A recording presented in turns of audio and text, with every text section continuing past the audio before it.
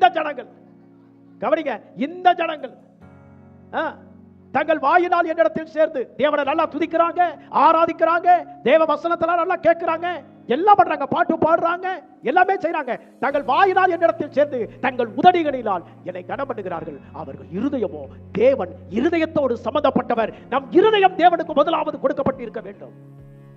அவர்களுடைய இருதயமோ எனக்கு தூரமாய் இருக்கிறது என்று தேவன் சொல்லுகிறார். ஆண்டவர் சொல்றார், வாயிலே போறதொன்றும் மனுஷனை தீட்டுப்படுத்தாது, இருதயத்திலிருந்து எழும்புகிறது தான் மனுஷனை தீட்டுப்படுத்தும். அந்த இருதயத்தை தான் பிசாசு விரும்புறான். பிசாசு அவனுக்கு பிரியமானதை உள்ள கொண்டு வந்து வைக்கிறான்.